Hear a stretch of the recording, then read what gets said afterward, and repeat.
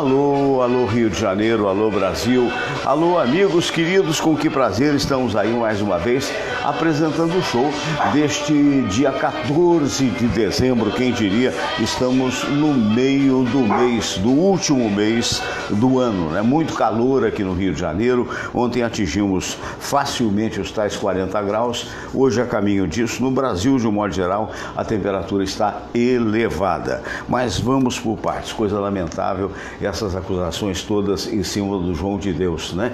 E o João de Deus agora vai ser chamado a depor. Pode até vir a ser preso. Quando é uma denúncia, ou duas, ou três, você ainda pode ter uma certa margem de dúvida.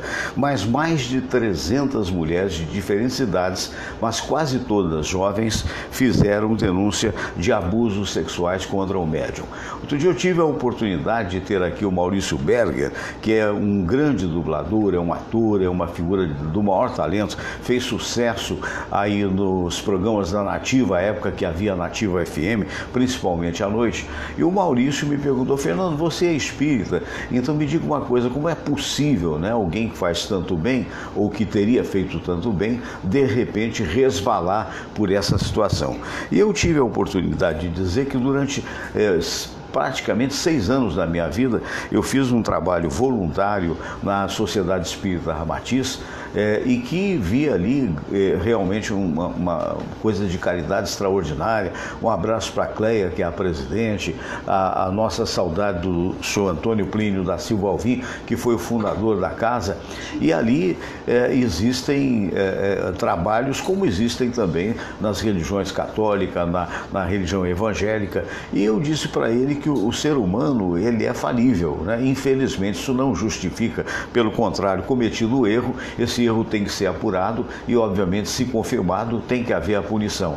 E que isso acontece. Só, mas como é que pode? Como é que Deus permite e tal? E que é aquela história. Nós todos estamos aqui para aprender. O que eu posso dizer é o seguinte: uma coisa que você faz de bem, evidentemente, é muito importante, pesa na balança. Mas o que você faz de errado, efetivamente, tem de ser punido. Então, essa história é a única forma de explicação que a gente tem. Fato ocorrido em Campos: cidadão vinha de carro com o filho e de repente o carro pegou fogo na estrada de Campos. Só deu tempo dele tirar o filho e deixar lá dentro 160 mil reais em espécie que foram incinerados. Olha que falta de sorte. Foi dar na polícia, a polícia quis explicações. Como é que o senhor tem 160 mil que virou pó, virou, na verdade, carvão? E ele tinha vendido um sítio e recebido em espécie e, lamentavelmente, perdeu. Evidentemente, aí a própria polícia está preservando o nome do senhor. O outro fato que eu gostaria também de comentar no dia de hoje é que a reitoria do Fundão vai demitir mais de 80 vigilantes. Imaginem vocês, anteontem roubaram de um casal um carro blindado. A mão armada, o cara não quis arriscar porque os caras estavam com fuzil, o cara tinha acabado de dar mais de 100 mil reais no carro e levaram o carro. E a gente sabe da insegurança, lamentavelmente, que existe no Fundão. E aí a reitoria, por falta de dinheiro, por falta de verba, vai fazer isso, vai demitir mais 80 vigilantes. Valha-me Deus. Outra coisa que tem que ser explicada, e na verdade a gente lamenta de divulgar, mas tem que ser explicada, é o tal do assessor do Flávio Bolsonaro, o tenente-coronel Wellington. Tenente-coronel Wellington foi assessor na Assembleia Legislativa, ganhando um salário de R$ 5.400 por mês e também ganhando de aposentadoria como tenente-coronel da PM R$ 25 mil. Então, somados, fazendo R$ 30 mil. Pois bem, durante esses 4, 5 anos, ele fez 16 viagens a Portugal e passou 452 dias fora do Brasil, ganhando o salário da Alerj. O Flávio Bolsonaro disse uma coisa, depois Deus disse outra.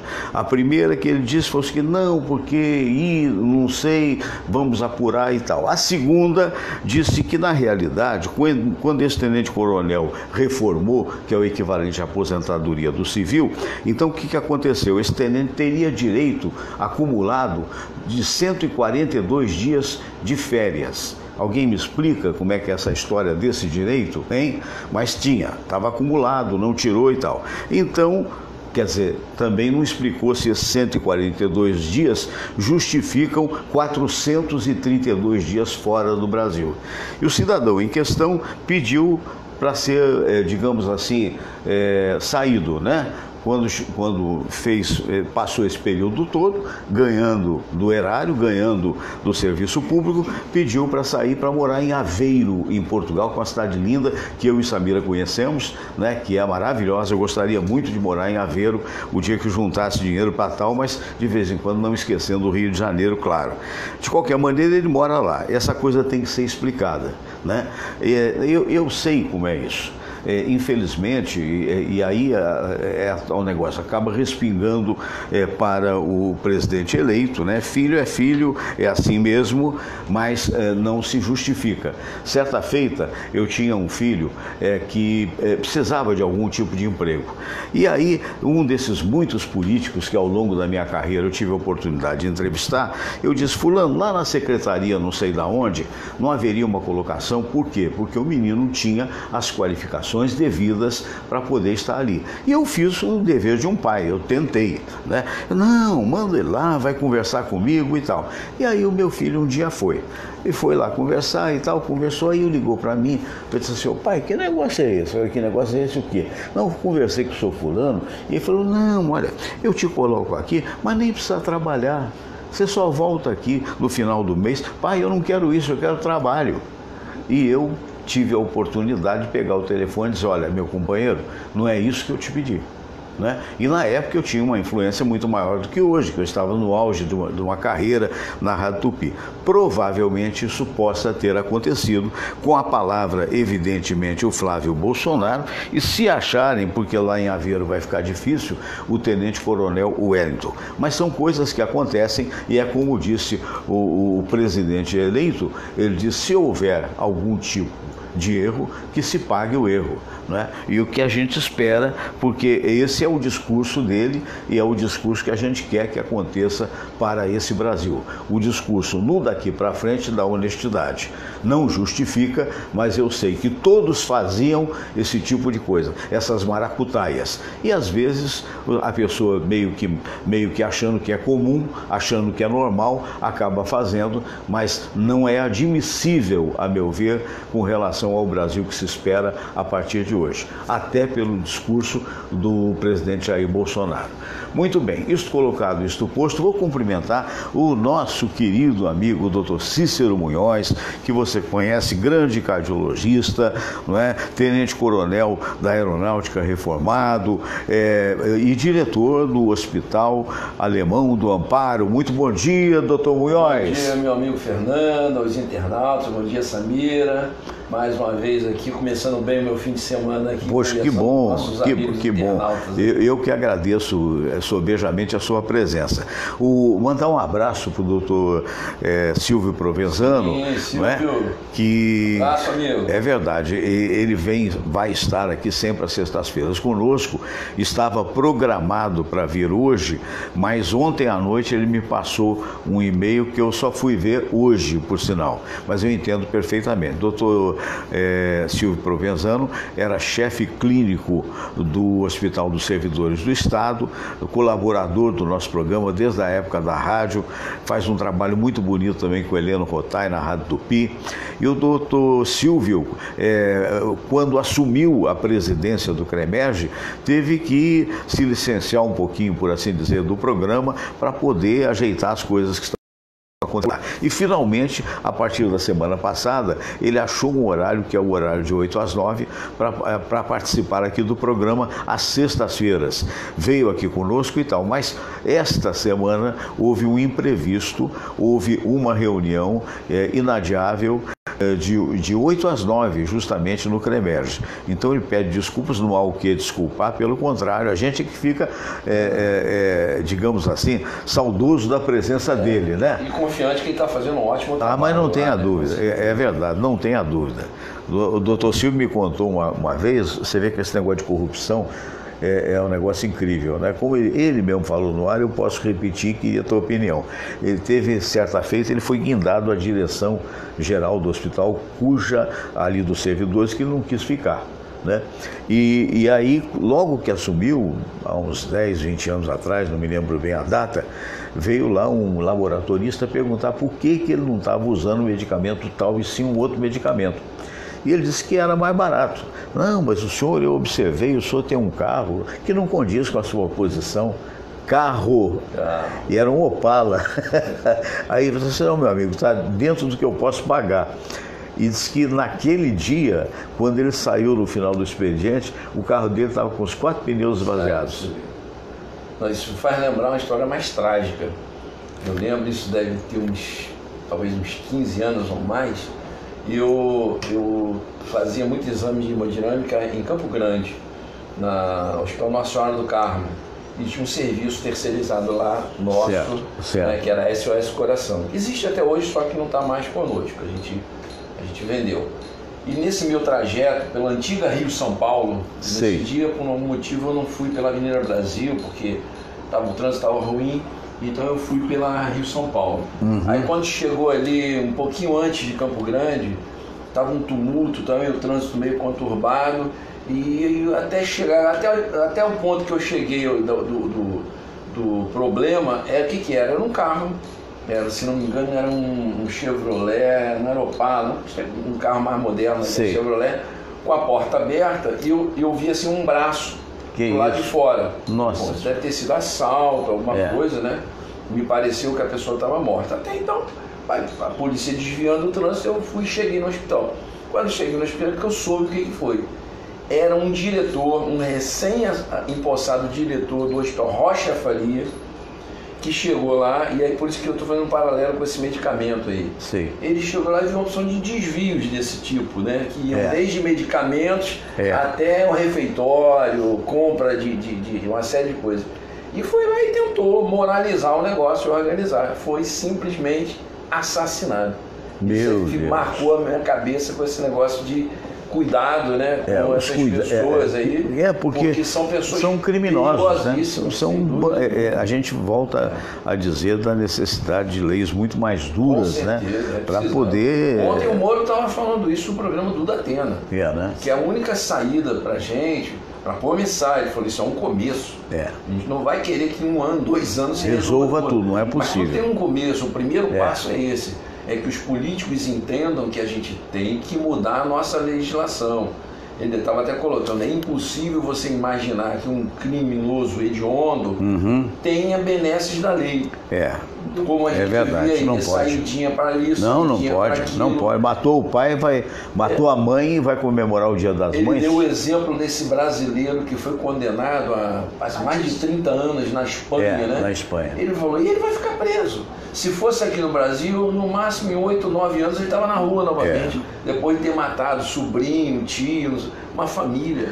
Agora, doutor Munhoz, ainda na sua área de saúde, eu quero parabenizar a Justiça do Trabalho, porque ela sequestrou 200 milhões de reais das contas da Prefeitura Municipal para poder pagar os médicos e auxiliares dos médicos que estavam em greve e pessoas tendo criança, como aconteceu com aquela senhora, que teve criança no chão do hospital. Quer dizer, meu Deus do céu, uma imagem que absurdo, né? Absurda em qualquer lugar do mundo. Inadmissível, né? Inadmissível. Aquilo ali é o fim do mundo, aquilo. Aquilo é onde pode chegar a situação mais baixa da saúde, é aquilo. É um paciente deitado no chão, sem atendimento, sem menor condição. É que às vezes tem um médico, a gente fala isso, mas o médico não é tudo. Um médico para 40, por exemplo, para 50. É um dos instrumentos da saúde. O médico precisa de quê? Precisa de uma estrutura, de equipe de paramédicos, de equipamentos, precisa de toda uma estrutura. Não basta eu colocar um médico e largar ele e falar, resolva os problemas. Ele sozinho não vai resolver. Não vai resolver. Ele é um dos instrumentos de uma cadeia que tem que ser moralizada, essa é a palavra, moralizada, porque a saúde, não é só no Rio de Janeiro. Rio de Janeiro a coisa atingiu patamares assim horríveis. Catastróficos. Mas a saúde está desmoralizada no Brasil inteiro. É uma vergonha absurdo, né? O que se fez com a saúde nesses anos todos. Eu não consigo entender que ainda defenda um governo, na verdade eu chamo de mas na verdade são vários desgovernos, né? Que vem desde lá do senhor Fernando Henrique Cardoso no seu segundo mandato, porque eu sempre digo aí, porque a gente não quer... Que até o primeiro era razoável, política, né? aqui partidária, não. Mas nós temos a obrigação de combater. E de constatar, Fernando Henrique, né? tinha um grande respeito por ele. Hoje, conhecendo mais profundamente a história, eu vejo que ele não era o que eu pensava. Ele não tem mais o respeito que eu tinha por ele. Porque dele para cá, a coisa veio igual. Desandou, né? Desandou totalmente. Desandou. Foi lamentável. É verdade. E os políticos só com objetivos políticos, sempre, né? Sempre. Nenhum interesse. Não, quero me eleger para poder nomear o meu padrinho, o meu não sei quem, mas o povo mesmo que se dane, né? Não, é engraçado como é que a imprensa, né, ela direciona as coisas. Você comentou uma coisa aí no início, foi muito interessante, que essa história que está rolando aí do oficial da PM, né, que está em Portugal. Eu acho que isso aí tem que ser esclarecido. Claro, lógico. Eu acho que é obrigação do Flávio Bolsonaro esclarecer, porque talvez algumas coisas ele nem saiba, mas ele tem que saber. E como há uma ligação entre essas pessoas que nem são indicadas por eles, como você falou, existe um órgão superior lá que bota essa gente dentro toda dentro e segura. Mas uma coisa que eu acho interessante é que está se fazendo todo esse alarde com essa pessoa que é ligada ao Flávio, mas não está se falando que o prejuízo é de 200 e poucos milhões. É mesmo? E que tem um partido só, e um dos deputados, quase ninguém falou o nome, tanto não falou que eu nem lembro mais, falou uma vez só. Só ele foram 24 milhões de desvio. Você vê, e o cara está preocupado, né? com o cara de Portugal, que tem que se preocupar que tem que se preocupar mesmo. Mas tem que se preocupar com todos. Você vê que é uma coisa tão comum. Eu me lembro, você vê, eu estou há muito tempo na imprensa, né? Eu costumo dizer, outro dia o Gelson Cunha estava aqui. Você está muito velho. Eu falei, estou mesmo. E não escondo idade. Então, eu estou com 72 anos de idade, estou com 56 de imprensa. Então já é um tempinho razoável. Já para acontecer. Né? Já, muita gente não chega. Tem gente comemorando 30 anos de imprensa, eu acho maravilhoso, imagine 56. Então eu me lembro, salvo engano, talvez eu esqueça a data correta, a Eliana Pittman há de se lembrar. Eliana, um beijo para ti. Foi a época da TV Rio, que era até do pastor Fanini, né? E o Zé Messias me chamou para fazer um programa à tarde, de 1 às 5 da tarde, anos 80, talvez 83, 84 por aí, era até na Cidade Alta a televisão, e era um programa de 1 às 5 de segunda a sexta. Era eu, Eliana Pittman, Zé Carlos Cataldi e aquela menina que foi da Globo, que agora me fugiu o nome, que pena, Letícia Dornelles, e tinha, antes da Letícia, era Sandra Castro. Então era muito divertido o programa, a TV pequena, mas a gente tinha muitas pessoas e tal. Naquela época já se denunciava, e eu achava um escândalo, porque é menino, né? Então se acha mais escândalo ainda, né? Então os vereadores e deputados, o Zé Cunha também participava, e o Zé Cunha é um absurdo, esses caras contratam um cara por 7 mil e pegam 5 mil de volta e dão 2 mil naquela época. E eu me lembro de um fato de uma pessoa que já se foi, e por ter se ido, e também não resolveria nada agora, porque teria prescrito o problema, que ela me contou: olha, Fernando, eu sou muito grato a um vereador X, coitado, que não merece até, também já está para lá de Marrakech. Então, o vereador X, por quê? Porque eu perdi o mandato. Uma vez ele foi vereador, esse meu amigo, e não foi reeleito e só veio a ser reeleito na outra feita, né? Então, a minha mulher queria ser juíza. E de fato a mulher dele naquela época era juíza. Mas eu sou grato ao vereador. Sabe por quê?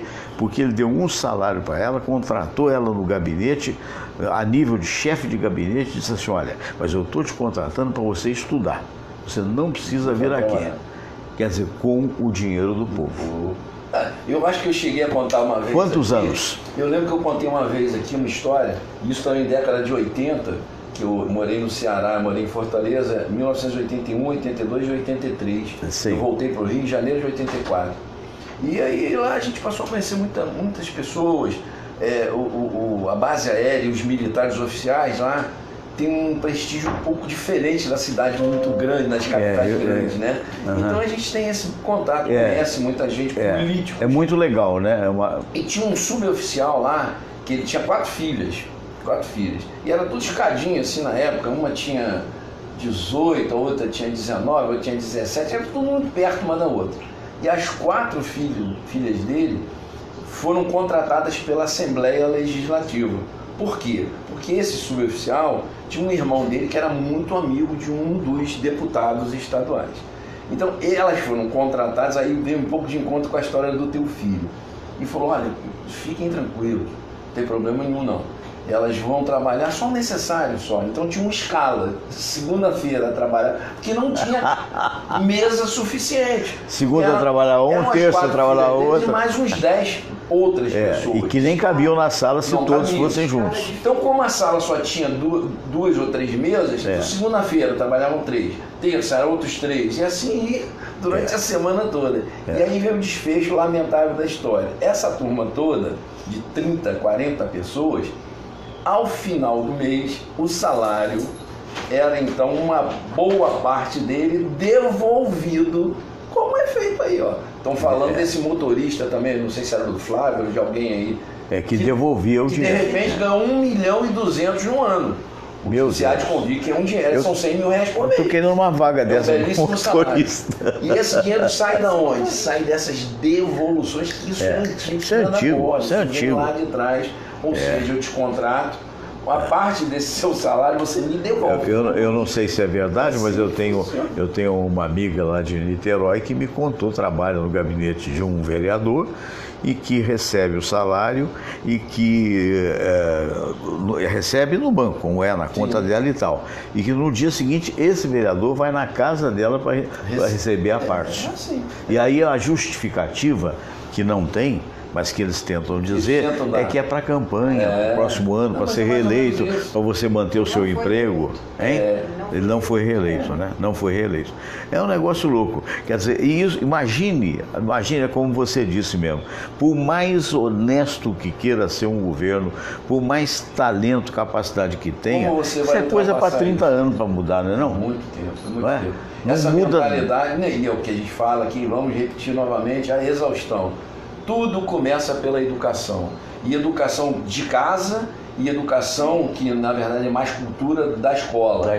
E aí, quando se fala esse negócio de escola sem partido, não pode ter partido. Escola não foi feita para direcionar ninguém para esse lado esquerdo, centro, onde for. Isso é coisa que a gente escolhe com o tempo. É a mesma coisa que se faz em alguns povos aí no mundo, que a criança nasce e já sabe com quem vai casar. Deus me livre, né? Como é que pode isso? Não pode. Você não tem que permitir a pessoa ter a livre escolha de crescer, conhecer as pessoas e escolher com quem você vai ficar junto. É mais ou menos a política. Você pega a criança lá no jardim de infância, já começa a botar na cabeça de que o partido X que é o bom, que a direita que é boa, que a esquerda que é boa. O que você está criando? Um robô para o futuro. São esses loucos aí que não sabem nem dar uma opinião. Nessa época são completamente política, alguns repórteres fizeram isso. Você vai votar em quem? Eu vou votar no Bolsonaro. Mas por quê? Não sei. Não sabe? Vou votar no Haddad. Você sabia que o Haddad tem os seus quanto processo? Ele não sabe de nada. Porque massa de manobra, né? Massa de manobra. Essa é a palavra que, vamos dizer, que resume a situação que hoje a gente vive. Lamentável. Só Jesus na causa. Vamos pedir esse momento de oração aí e a gente volta falando sobre as coisas do Rio de Janeiro e do Brasil inteiro e sobretudo, com a sua presença. Por favor, fique aí. Será apenas 1 minuto e meio, mais ou menos. Vamos nós. Todos rezar, de Cáritas, e depois a oração ecumênica que um dia Jesus nos ensinou. Deus nosso Pai, que sois todo poder e bondade, dai a força àqueles que passam pela provação. Dai a luz àquele que procura a verdade. Põe no coração do homem a compaixão e a caridade. Deus, dai ao viajor a estrela guia, ao aflito a consolação, ao doente o repouso. Pai, Dai ao culpado o arrependimento, ao espírito a verdade, à criança o guia, ao órfão o pai. Senhor, que vossa bondade se estenda sobre tudo que criastes. Piedade, Senhor, para aqueles que não vos conhecem. Esperança para aqueles que sofrem. Que a vossa bondade permita aos Espíritos Consoladores derramarem por toda parte a paz, a esperança e a fé. Deus, um raio, uma faísca do vosso amor pode iluminar a terra. Deixai-nos beber nas fontes dessa bondade fecunda e infinita, e todas as lágrimas secarão, todas as dores se acalmarão. Um só coração, um só pensamento subirá até vós, com um grito de reconhecimento e de amor. Como Moisés sobre a montanha, nós vos esperamos com os braços abertos, ó bondade, ó beleza, ó perfeição. E queremos de alguma forma alcançar a vossa misericórdia. Deus, dai-nos a força de ajudar o progresso a fim de subirmos até vós. Dai-nos a caridade pura, dai-nos a fé e a razão, dai-nos a simplicidade que fará de nossas almas o espelho onde há de se refletir a vossa santa imagem.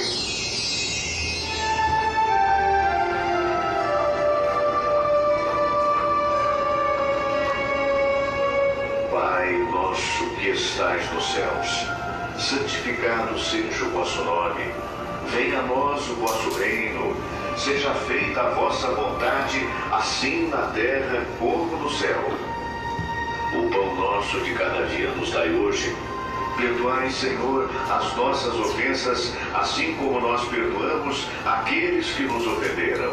E não nos deixeis cair em tentação, mas livrai-nos de todo mal, porque teu é o poder e tua é a glória, por todo sempre. Amém. Pois é, eu quero mandar um grande abraço para o Cláudio Ferreira, lá da Rádio Rio de Janeiro, foi meu colega há muito tempo da Rádio Tupi, um grande locutor, hoje apresentador de um programa de notícias lá da maior importância. Cláudio, abraço para você também. Eu quero mandar um abraço para o Sérgio Cursino, um dos maiores locutores do Brasil, né, que está radicado em São Paulo. Alô, Sérgio, um abração. Faz um trabalho magnífico na internet. Não só é locutor, ele é um pensador, ele é um poeta, ele é uma pessoa de extrema qualidade e de uma voz belíssima e de uma dicção extraordinária. Então é um orgulho você ter um amigo dessa qualidade. Durante algum tempo ele até apresentou o telejornal da Rede TV. Enfim, é Multipoli Plus, né? Quero mandar um abraço ao meu sobrinho Eduardo Leonel. O Eduardo acaba de assumir a direção de um grupo muito importante de logística lá de São Paulo, né? Então um abraço ao Eduardo, a Arali, enfim, amigos queridos. E hoje, em particular, é um dia especial. Essa é a medalha da Confraria do Rádio que eu queria que a Samira mostrasse para você. É uma criação do nosso querido professor Isaías Nascimento. A Confraria do Rádio que se reúne sextas-feiras, né? Geralmente agora, a partir de agora, de 15 em 15 dias, lá no Caçador. E hoje vai ser o dia da posse do novo presidente da confraria. O Fernando Pereira cumpriu o mandato de 2 anos, né? E foi eleito o Osmar Dubrec. Osmar Dubrec será o novo presidente a partir do dia de hoje, no almoço no Caçador, na Rua Pareto, número 42, e o vice-presidente será o Beto Aquino Aflor, vai passar o cargo de vice-presidência. Eu sou patrono vitalício da Confraria do Rádio, que muito me honra, então eu quero mandar um abraço à nova diretoria e Deus permita que ela cresça aos olhos de Deus e aos olhos dos homens, não é? É um trabalho muito bonito e eu tenho certeza de que isso vai acontecer. Isto colocado, isso posto, eu queria lembrar que esse programa é uma oferta da Espadas Katana, espadascatana.com.br, onde você pode adquirir as mais autênticas espadas samurai que existem no mercado, espadascatana.com.br. Vai lá e confira. Abraço para o Álvaro da Camélia Flores, que fica no Mercado das Flores, para o Álvaro, Alvinho, Serginho e também o Robertinho. E eu queria lembrar, já falei do do restaurante Caçador, que é muito importante aqui na Tijuca. Se você quiser, compareça, será um prazer. E os preços são bem em conta e a comida é maravilhosa. Isto colocado, isso posto, seguro é no Bradesco Seguro. Você tem visto aí pela televisão as mensagens do Bradesco. Existem muitas vantagens de você fazer a sua cotação online. Bradesco Seguros, tudo de Brá. Muito bem, isto colocado, isso posto, voltamos aqui com o nosso querido doutor Munhoz, doutor Cícero Munhoz. Doutor Cícero, como é que anda a saúde, em particular lá no hospital que o senhor dirige, que você dirige, que é o Alemão do Amparo? O hospital, como a gente sempre fala aqui, está numa trajetória de recuperação, né? Sei. É o que eu te falei, o hospital, como muitos outros estabelecimentos de saúde, tiveram muita dificuldade por causa de uma crise que, na verdade, os planos de saúde passaram, né? Eles sempre reclamam, a gente não sabe até que ponto tudo que eles reivindicam é verdadeiro, né? Mas o fato é que a medicina ficou muito cara, né? E outra coisa também é que os médicos, né, não querendo fazer nenhuma crítica, né, aos médicos mais jovens, Sim. A medicina partiu por um campo onde o exame físico, o contato com o paciente, a famosa anamnese, né, que a gente chama tecnicamente, que é a história do paciente, ela se tornou muito restrita. Hoje o médico ele tem muita pressa de resolver as coisas, então ele pouco conversa às vezes com o paciente e pede uma bateria de exames, dos quais a metade seria dispensável, né? E uma coisa pior, o prejuízo é grande porque muitos desses exames às vezes não são nem se pega o exame, faz o exame e ele fica lá jogado no laboratório. Isso custa dinheiro. Isso custa dinheiro para quem faz e custa dinheiro para quem paga, né? Para quem paga. Que são os planos de saúde. Então qual é a estratégia dos planos de saúde? É aumentar. É igual o governo faz quando não tem dinheiro para pagar as coisas. Aumenta o imposto. Não é assim? Geralmente a forma mais rápida do governo resolver. Os planos de saúde também são assim. Então, na medida que você aumenta muito o custo do paciente, eles vão cobrar de você. Por que a perda da tal anamnese no sentido de observação psicológica, não é isso? Sim, você claro. vê, você que é ansioso, não é? Né? Por que isso? Por que mudou e por que médico exige tanto Fernando, exame? A medicina, ela piorou do ponto de vista de qualidade. Primeiro porque se jogou para segundo plano o principal, que é o contato médico-paciente. E por que isso começou a ser jogado de lado? Porque isso leva um tempo. Sim. Você, para fazer uma consulta correta, olhar, existe na medicina chamada de fáscias, às vezes só olhando para o rosto do paciente, você às vezes tem um diagnóstico. Só olhando determinados traços, determinadas características. Conversando, a coisa vai mais longe, só que isso tem que ter tempo. Esse tempo foi cada vez mais diminuído, porque a medicina pública começou a inchar, na verdade ela não progrediu, ela não evoluiu com responsabilidade e com o conceito administrativo, ela foi simplesmente aumentando, os hospitais foram entulhando, né, de pessoas coitadas em busca de um atendimento e sem a condição. Então o médico que atendia, vamos dizer, em 1 hora 4 pacientes, que é um tempo bom, né? Razoável, 15 minutos, tá bom. Hoje tem que atender 20. Meu Deus. Então, a pessoa às vezes nem senta na cadeira direita e já passa, o que é? Dor de cabeça. Então dor de cabeça é um sintoma. Por que será dor de cabeça? Tem N causas. Será que isso aí não tem que ser pesquisado melhor? Aí é mais fácil para ele, não, vou pedir uma tomografia, vou pedir um exame de sangue, então ele sai com aquilo dali. Esse é o problema da medicina hoje. A medicina hoje ela é feita de maneira pouco responsável. E o médico, para não se comprometer, que ele fala, não, se eu não pedir esse exame todo, amanhã ou depois tem um problema, o cara entra na justiça contra mim, ó, o doutor nem pediu o exame. Então fica essa briga.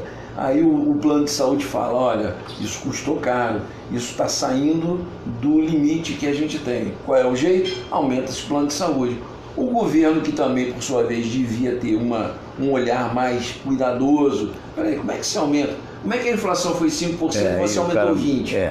O governo fecha o olho, o governo simplesmente não se mete e deixa a coisa evoluir. Chega no ponto em que um plano de saúde... Muita gente hoje está sem plano. Vou te falar o meu caso. Eu, minha esposa e minhas 2 filhas, né? Você sabe que uma foi para a Austrália, eu tirei. Hoje eram 3. Eu cheguei a R$ 5.200 de pagamento. Claro, nós na terceira idade custamos muito caro. Os olhos da cara. Então, nós pagamos muito alto também. Eu tive que recorrer a uma situação que muita gente hoje recorre, que é o PJ. Transferir o meu plano de familiar para pessoa jurídica.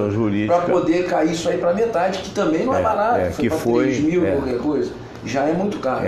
Então essa é a briga hoje que tem que se começar a desfazer.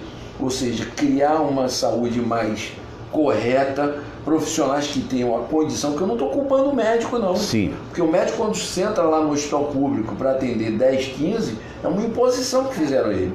Ou ele trabalha assim, ou ele vai embora. Ou vai embora. É assim que funciona. Então é preciso que as pessoas comecem a colocar uma filosofia de atendimento, uma condição da saúde mais favorável a quem atende, e é o que eu falei, é o médico, são os paramédicos, né? Desde a enfermeira, fisioterapeutas, e a estrutura também física do hospital permitir que isso seja feito. Isso aí, começando agora, não é uma tarefa fácil. Não é. Mas e é demorada. Dar o primeiro passo. Tem que dar. É assim que o nosso ministro da Saúde, futuro, tem que começar a pensar.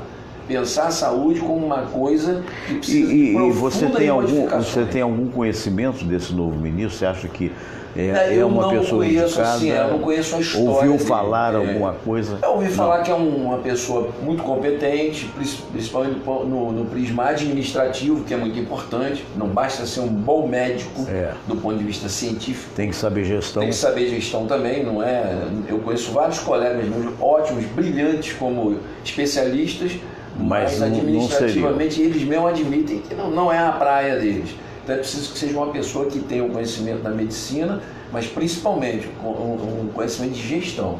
Sem isso, agora uma pergunta que é para nós aqui, cariocas, ou que moramos aqui no Rio de Janeiro, né? Você acha que, vamos supor que esse médico que vai ser ministro da Saúde, né, seja extremamente competente e tenha todo esse embasamento que é necessário por parte do governo também, né? Porque não adianta, enfim, mas então tá. Essa mudança vai mudar alguma coisa no município do Rio de Janeiro? Olha, Fernando, é preciso, aí a gente está falando no ministro, mas é preciso, agora eu vou fazer um paralelo com o Moro, que até deu uma reportagem ontem na Bandeirantes do Datena. Não adianta você ser brilhante, um ótimo médico, um excelente, espetacular administrador. Você tem que se cercar de uma equipe. Ninguém faz nada sozinho. Claro, não tem como.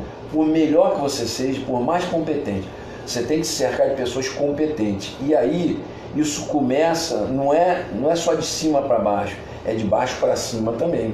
Ou seja, quando você fala em saúde pública, você fala em saúde federal, municipal e estadual.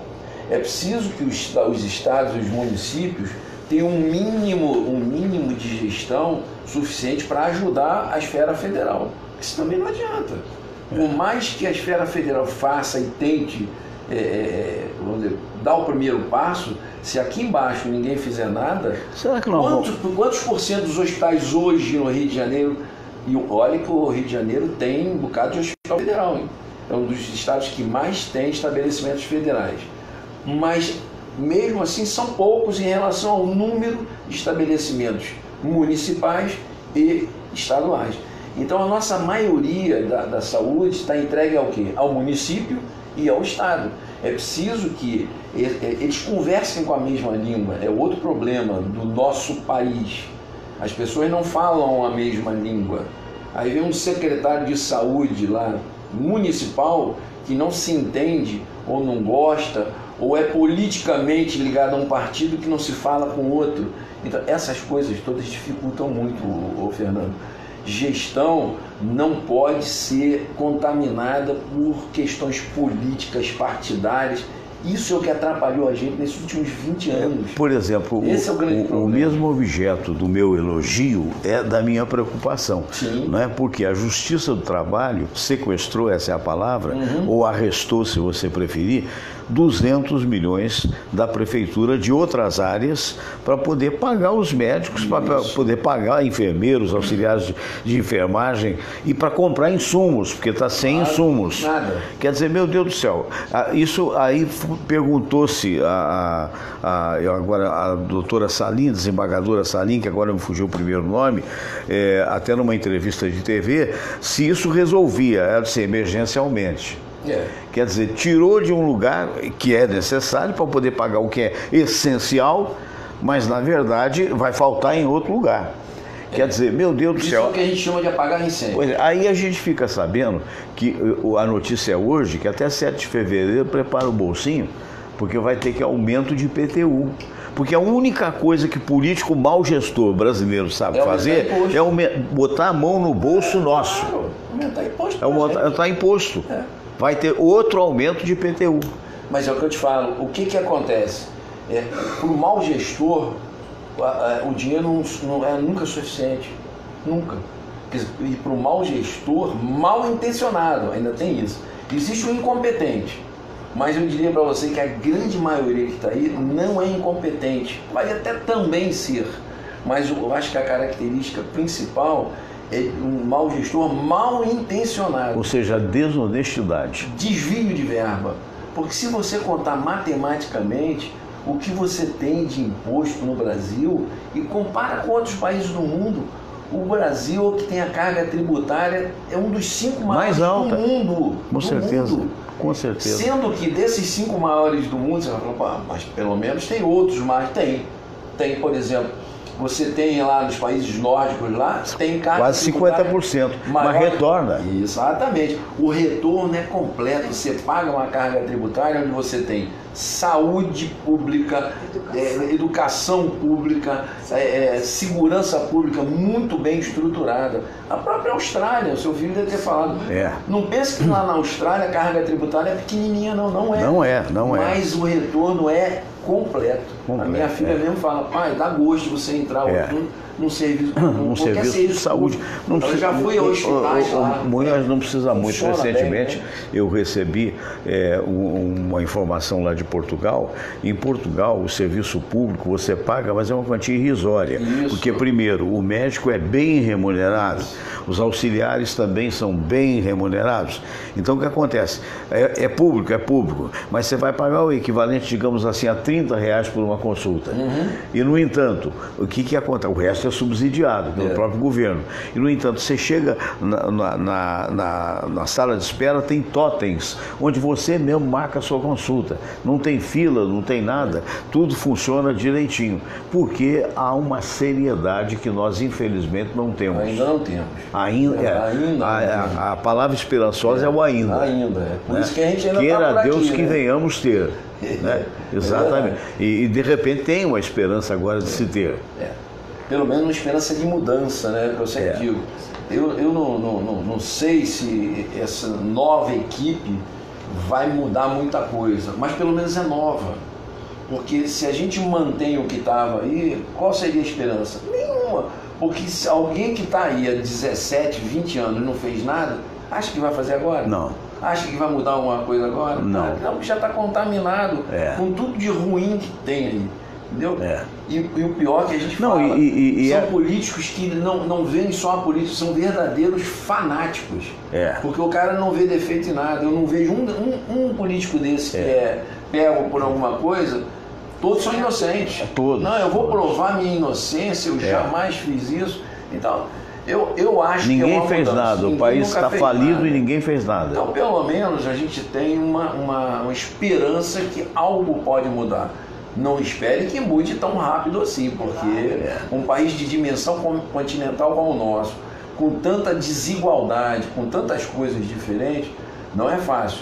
mas que se deu o primeiro passo. Agora, o fundamental no meio de tudo isso, uma das coisas que a gente tem que diminuir, e se possível, erradicar fica difícil, mas diminuir é a violência que graça hoje no país, e notadamente nas cidades grandes, né? Claro que também até você vê explosões de banco, né? Em cidades do interior, então isso virou uma constante, também, né? Quer dizer, isso tudo aí volta à história da entrevista que você viu, pena que eu não vi, mas devo puxar pela internet, do muro dada ao Atena, né? Se não tiver leis severas, não muda nada, ou estou errado? Não muda de jeito nenhum. Eu acho que tem duas coisas que esse governo tem que... Tem várias, né? Claro, quase tudo, mas tem duas que tem que atacar de forma muito contundente. Primeiro, é esse problema da reforma, né, da justiça, que é lá de 1949, mas tem totalmente defasado, e o pouco que se modificou foi sempre em detrimento do cidadão e sempre a favor de quem descumpre a lei. A gente já falou isso aqui de forma, né, sempre a favor chamado colarinho branco.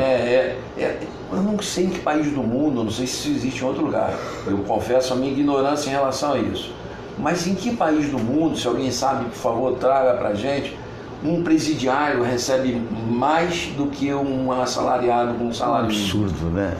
É um absurdo, né? Enquanto a gente não atacar esse tipo de coisa, não vai resolver. E o outro é o desemprego, que acaba gerando, acaba se conectando lá em alguma parte com a violência, né? Tem alguma conexão. Tem. Então, se a gente atacar de forma rápida o desemprego e começar a atacar de forma violenta, no bom sentido, essas distorções de preso que dá saidinha, de preso que cumpre um sexto da pena. Não existe. Não existe. Eu acho que em nenhum lugar sério no mundo você teve bom comportamento. É obrigação dele. Obrigação do preso é cumprir as normas da sua prisão, é trabalhar. Trabalhar, com certeza. Desocupado. E ganhando. E ganhando mais do que um salário mínimo. Quer dizer, essas distorções que são vergonhosas perante o mundo. Eu acho que alguém que se interesse pelo Brasil, quando vê essas coisas, fala: esse país, desse jeito, não vai para frente mesmo. Né? É muito complicado. É lamentável, mas é real. Quer dizer, a gente tem que mudar completamente o comportamento. De uma certa forma, iniciou-se isso, né? Até com a renovação do Congresso, essa coisa toda, né? Mas ainda há muito por fazer, quer dizer, e sobretudo tolerância zero nesse particular de corrupção, né? Isso aí se fez em Nova York. Nova York foi uma das cidades mais violentas do mundo durante um determinado tempo. Entrou um prefeito lá, que é o Rodolfo Giuliani, que foi um cara que chegou e falou: assim não vai.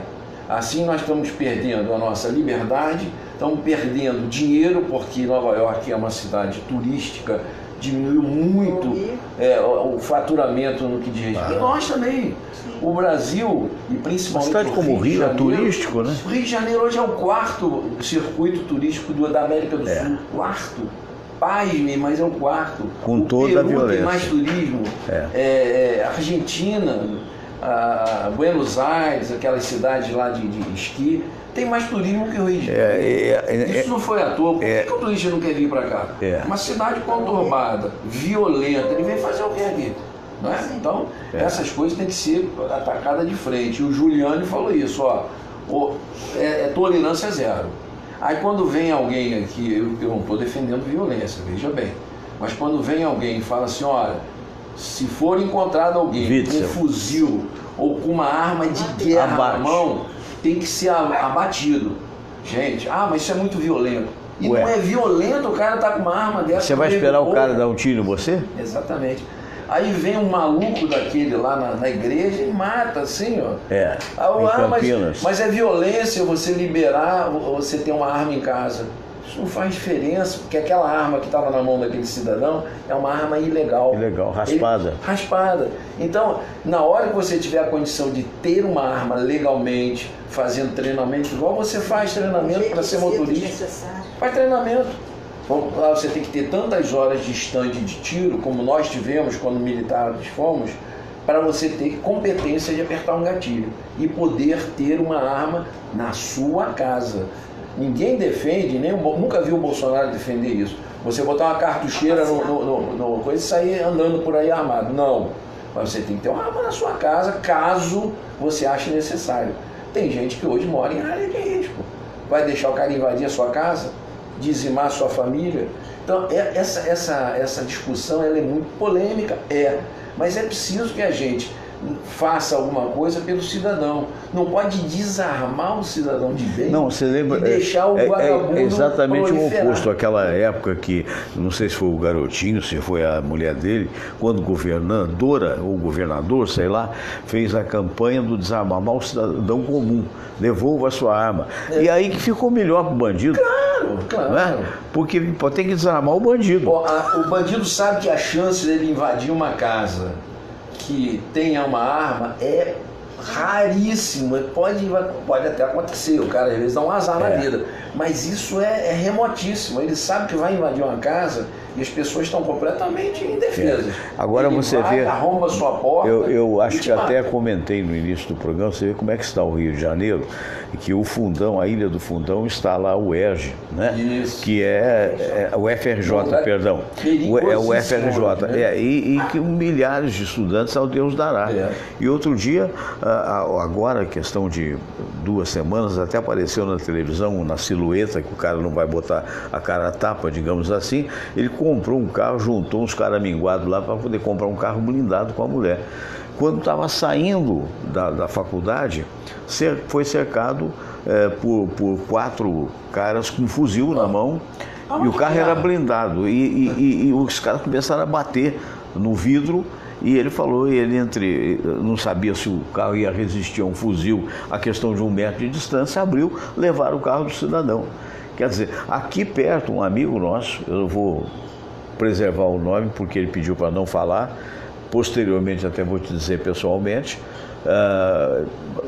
às 11h30 da noite, ali no Alzirão, foi rendido, um carro cruzou à frente, o outro cruzou atrás, e olha, perdeu o carro, perdeu o carro. 20 dias depois o carro foi encontrado, levaram o STEP, às vésperas de terminar o prazo para que a seguradora desse perda total. Ela preferiu não achar, né? Ele disse que veio limpinho, tudo bem, só sem o STEP. Quer dizer, e isso tem se repetido. Outro dia o Gelson Cunha estava aqui, o repórter, e ele anda sempre de terno porque ele também trabalha no Tribunal Regional Eleitoral. Então, está sempre de terno, sempre muito elegante e tal. Então ele disse que às vezes ele vai de ônibus. E alguém disse para ele assim, escuta, mas não é arriscado você ir de ônibus? Ele falou, eu tenho mais medo de ir de carro. Quer dizer, porque hoje em dia, em determinados locais, o carro é muito mais perigoso que o transporte. Quer dizer, que você vai fazer o quê? Concordo. Não é? Então esse é o momento. Agora, você não acha? Você falou em Peru aí, em Buenos Aires, eu tive a oportunidade de estar nesses países até, mas vou falar do Peru, em Lima. Eu me surpreendi, não sei se você conhece Lima, no Peru. Já fui uma vez. Já. Foi a Miraflores? Fui. Na época, Miraflores é o bairro mais bonito que tem lá. Já era muito bonito? Eu acho que ainda é. Quanto tempo você foi lá? Deve ter uns 8 anos. Então eu fui mais recente. Eu fui há uns 3 anos, se tanto. Você foi bem depois. Eu fiquei impressionado, primeiro, com a qualidade de vida. Claro que é um país mais pobre que o Brasil, não estou falando isso. Estou falando do bairro que seria o equivalente a quê? A Ipanema? Mais ou menos. A Ipanema, Zona Sul. Primeiro, você não vê um buraco nas ruas ou na calçada. 2, as calçadas com um tipo de cimento, que é aquele cimento brilhoso, que parece papel couché. 3, canteiros de flores, miraflores, olha as flores, de altíssima qualidade. 4, nos postes, Ciudad Segura, né? Ou seja, uma cidade segura. Agora, uma coisa que me chamou a atenção, e talvez seja por isso que tenha tanta segurança naquele bairro, que é um bairro grande, de frente para o Oceano Pacífico, diga-se de passagem, a permanência das grandes cadeias de cassino. Porque dizem que os cassinos, corroboram com o dinheiro e, consequentemente, com a segurança. O que você acha?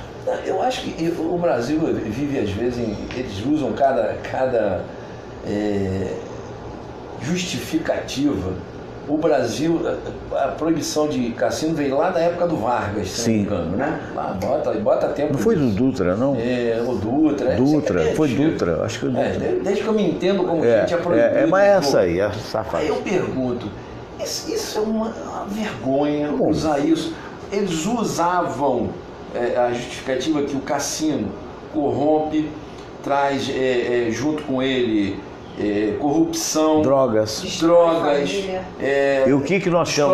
E o que nós temos aqui se não é droga para tudo quanto é lado? O que a gente vive hoje sem cassino? Sem cassino. Sem cassino. Aí eu venho, e quem é?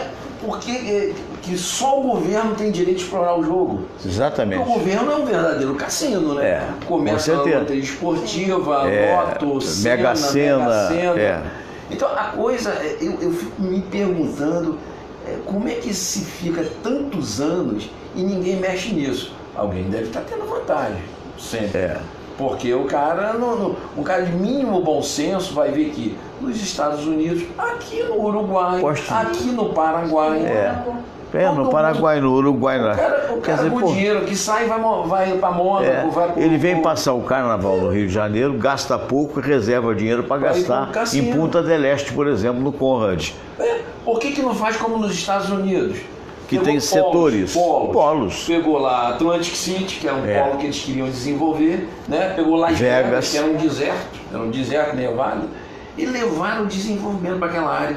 O Nordeste está aí, coitado.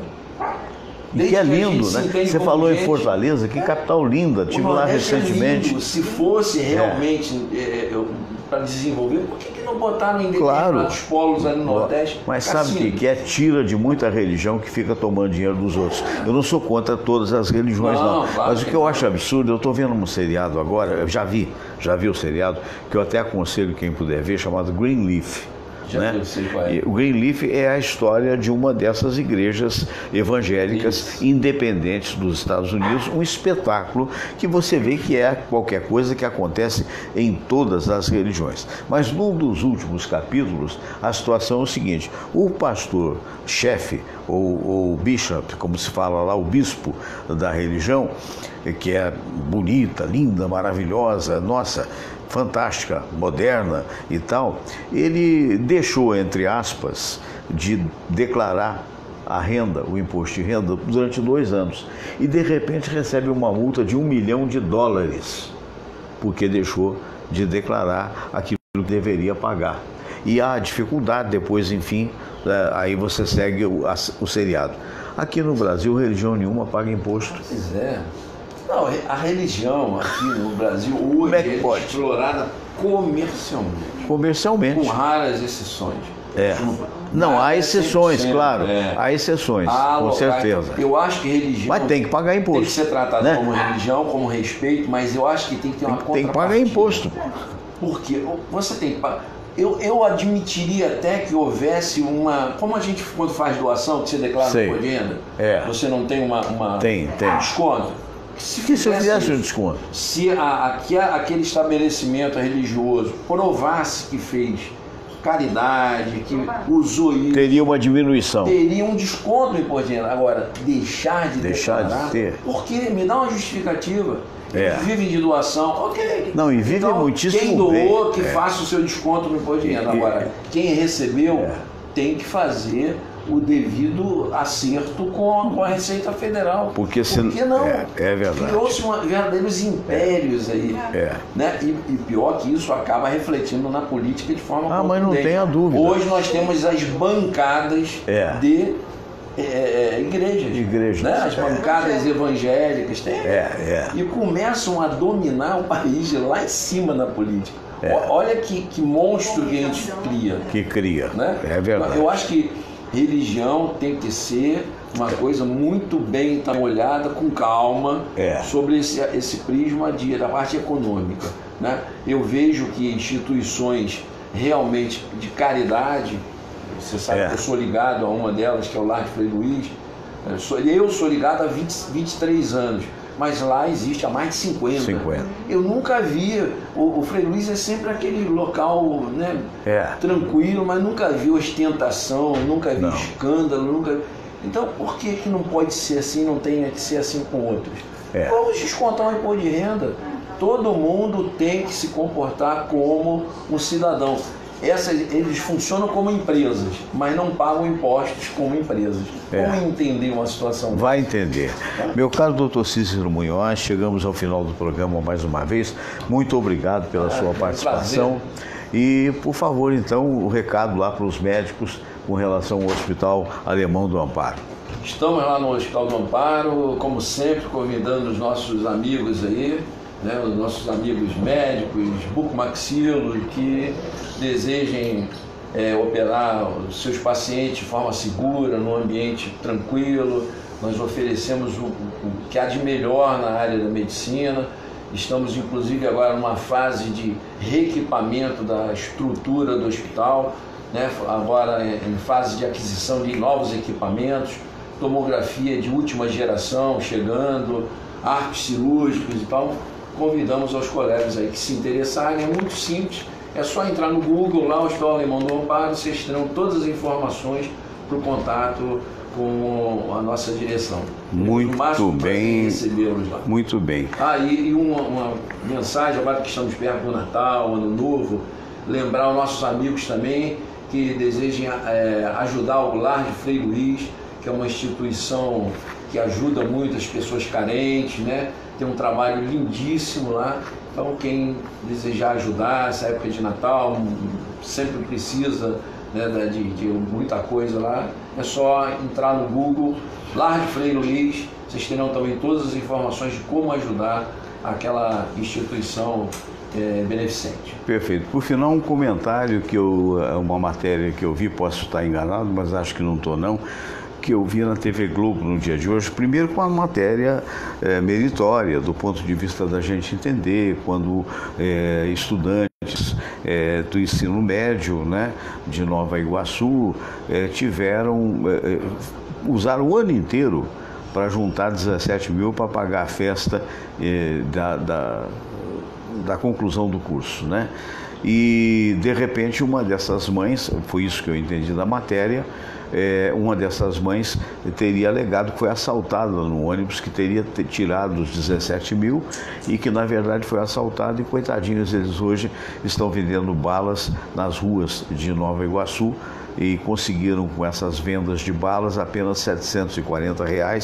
E, através dessa matéria, que eu digo meritória porque caritativa, estavam solicitando às pessoas que pudessem fazer as doações possíveis. Acho muito difícil você sair de R$ 740 para R$ 17 mil depois de ter a alegação dessa mãe de que foi assaltada e que tem que ser investigada.